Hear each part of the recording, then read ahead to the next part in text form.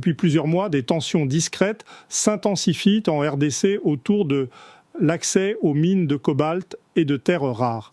Les médias occidentaux n'en parlent pas encore comme d'une crise. Il n'y a pas de coup de feu, pas de sanctions officielles, pas de déclarations diplomatiques ouvertes.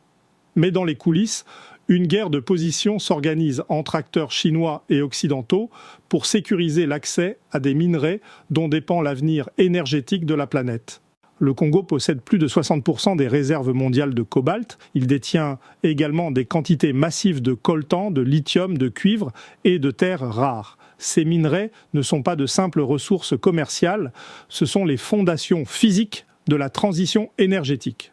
Sans cobalt, pas de batterie pour voitures électriques. Sans terres rares, pas d'éoliennes, pas de panneaux solaires, pas de technologie verte.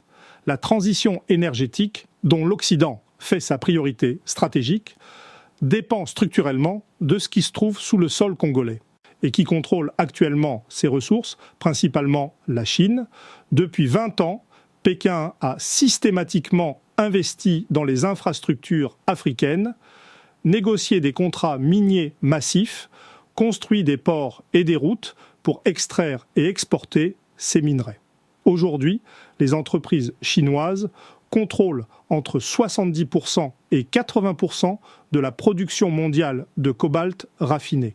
Ce n'est pas un monopole absolu, mais c'est une domination structurelle qui place l'Occident dans une dépendance stratégique inacceptable.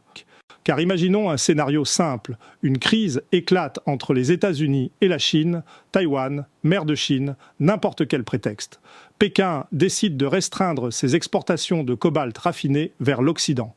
Immédiatement, la production de batteries s'effondre. Les constructeurs automobiles européens et américains ne peuvent plus fabriquer de véhicules électriques. Les gouvernements occidentaux qui ont mis toute leur stratégie climatique sur l'électrification se retrouvent paralysés. Leur transition énergétique s'arrête, non pas par manque de volonté politique, mais par manque de matières premières.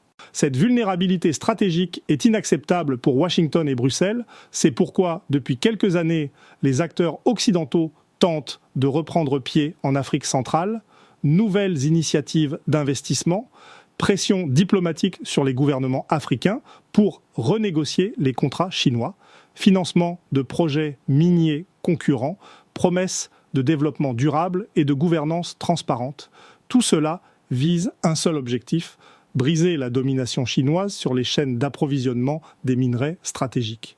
Mais ce que les analyses conventionnelles ignorent, c'est que cette bataille n'est pas simplement économique ou géopolitique.